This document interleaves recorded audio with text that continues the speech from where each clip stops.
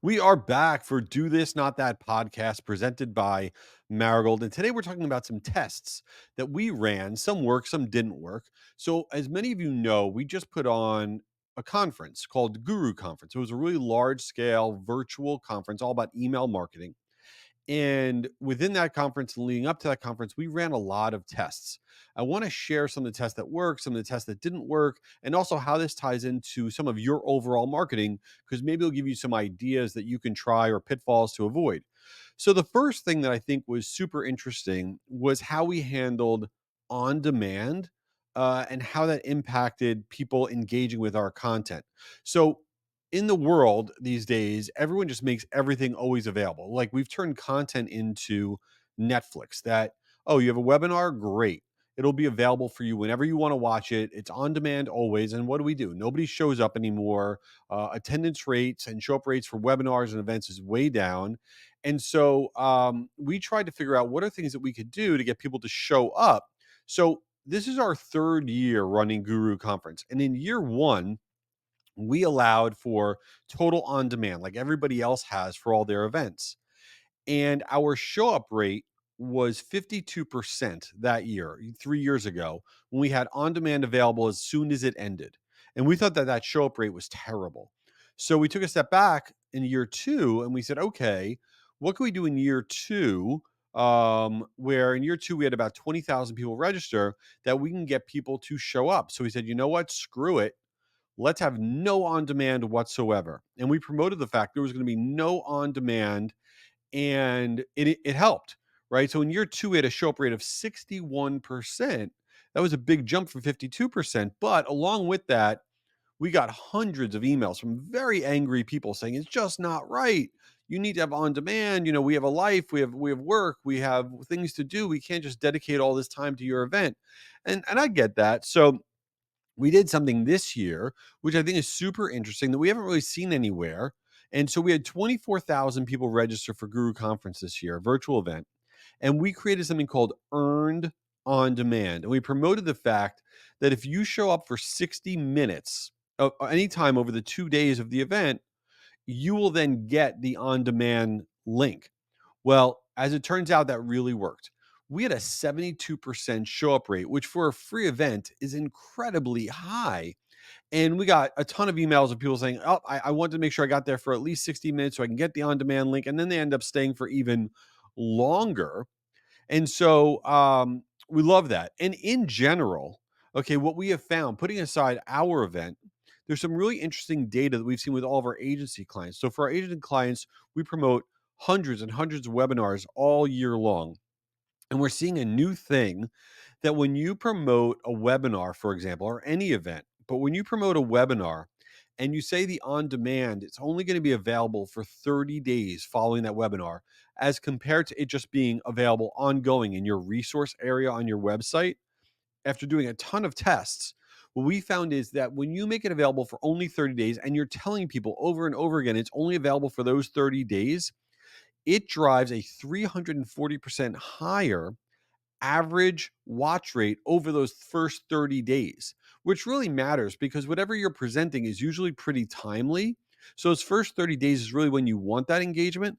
So just by creating this kind of FOMO and building this urgency around those first 30 days can really have an impact on all of your marketing. So what were some other tests that we ran that might be interesting to everybody? So we also tested email on the day of. I know you guys got a ton of email from us on that day of for the event, but there were two groups. Not everybody, we didn't send everybody the same stuff. We were testing a lot of stuff. So on the day of our conference, we had two different groups of people. The conference started at 10:30 in the morning. We had one population of people that we sent one reminder email at 10 a.m. saying the event was starting. Then we had another population of people that we sent and we said, okay, we had two reminder emails, one that went off at 8 a.m. and one that went off at 10 a.m. So one group got two emails, one group got one email. The group that got two email reminders, their show up rate was 31% higher than the group that only had one reminder email. And this really matters because if you're a consumer marketer or a business marketer, you want to think about your day of email promotion. So if you're a consumer marketer, here's the data that we have from our agency. Okay. When you have a consumer sale that ends on a particular day and time, all right, doing 2 day of sends for that offer, promoting that offer versus just doing 1 day of sends. So on these consumer offers, when you do 2 day of sends, as it leads to the end of that sale, it leads to a 39% higher overall conversion rate than just doing 1 day of send. And on the business side, okay, when you do 2 sends versus 1 send after people have registered for your webinar, very similar to our conference, when you do 2 day of reminders leading into that, you have a 25% higher overall show up rate than one-time send. Now, what's happening out there, people are like, yeah, but that annoys people. People are going to unsubscribe. People might complain. Who cares? Those people were never going to buy your product. They were never going to attend your webinar in the first place. If one extra email sets them off, they're not your people. And increasing things by 20 and 30 and 40% is bananas. All right. So this other test that we ran that I'm going to double down on this year is we worked with a lot of micro influencers. We had never done this before.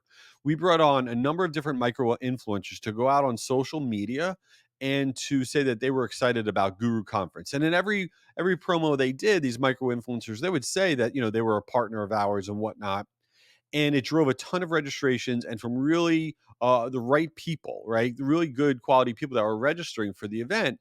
What we found, which is really interesting if you're going to work with micro influencers, and I strongly recommend you do, is one of our most cost effective marketing channels that we did. It We thought that the larger the following that the person had, maybe on LinkedIn or Instagram or wherever, that would yield the best conversion rate, the best registration rate, all of that. That wasn't the case. When you're working with a micro influencer, you really want to not look at how big their audience is, but how engaged their audience is. You want to look at all their posts. Are they getting a lot of comments and reshares and likes and a lot of it, right? And really enthusiastic comments. Because what we found is we were working with influencers that had anywhere from 50,000 to 250,000 connections and followers and whatnot. It was the ones with closer to 50,000 with super engaged audiences that really drove the most engagement. So I'm a big fan now of micro influencers. I think it's something everybody should be thinking about for a consumer B2B, but don't get caught up in the big vanity metric. Look at that engagement. All right. Before we get to the ridiculous portion of this podcast, which is Since You Didn't Ask, I want to let you know this podcast is exclusively presented by Marigold. Marigold is my email sending platform. Their roll up of Campaign Monitor and Cheetah Digital and Emma and Sail Through and Live Clicker. It is an incredible platform. I know you don't like your platform. I could feel it through the radio, through your earphones. You don't like your sending platform. I am telling you there's a better way, whether you're B2B, B2C, small, medium, or large. And for listeners of this show only, we have a huge discount if you want to get involved with Marigold. All you got to do is go to jschwedelson.com/save jschwedelson.com/SAVE. And there's a discount there of up to 50% to use their platform. You got to check it out. It is worth a few minutes getting that demo. So check that out. All right, let's get into Since You Didn't Ask. So coming out of Guru Conference, we tried some crazy stuff, right? So if you were there, you may have seen that we had Joey Chestnut, the world's #1 eater at the conference, and we did a contest where we ate spam live against him, and it was wild. And I have to tell you, behind the scenes, Joey Chestnut was the nicest human being. And originally, we were going to do a hot dog eating contest because that's what he's known for. And then one night, I'm home, and I wake up in the middle of the night and my wife goes, "What's wrong? What's wrong?" And I go, "I just had the greatest idea." She goes, "What?" I go, "Joey Chestnut should eat spam." And she's like, "What the hell is actually wrong with you?" I go, "No, this is great." It was like 3 in the morning. She goes, "You're an idiot. Go back to sleep." But the next day we reach out to Joey's team and we're like, "What do you think?" And Joey Chestnut was like, an instant yes. He's like, "This is a great idea." And we did it. That was wild. Other ideas we weren't able to pull off this year, but I think I want to do it next year, is we were going to do a virtual 5K for charity where we're going to have this thing where everyone could sign up and there was going to be a day and a time and we were all going to run and walk wherever we were and raise money for charity and maybe wear like 80s gear because that was our theme. We had this whole plan. We ran out of time. So I want to do that for next year because I think that would be super, super cool. The other idea that we had so many ridiculous ideas. So we have this meeting internally and with the whole group of our team. And the way the meeting works is anybody can veto an idea that somebody comes up with. We just need one veto. And the meeting is called Does This Idea Suck? And we all throw out the craziest ideas. And if any one person says that sucks, then we don't do it. It's a fun meeting. It's actually ridiculous. And so one of the ideas that just stuck with me, because I think it was sort of my idea, but two of us had the same idea at the same time. It was we should play Dead or Alive and bring up all these 80s people onto the screen, right?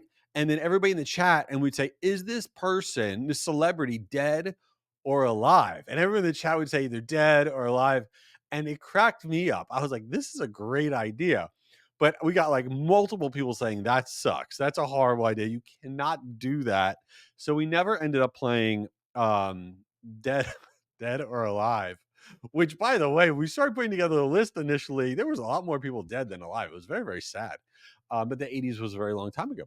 Anyway, so yeah, so Guru Conference was wild, and we have more craziness coming. I know this episode was a little bit different, but just wanted to share with you some behind the scenes on the tests that we ran, and we'll get back to the regular stuff next week. And check out what should you check out? I don't know. Go to jschwedelson.com, put some feedback in there on the podcast, leave this thing a review. You're awesome, and go play Dead and Alive at home because it's a fun game. No, it's not. I don't know what's going on.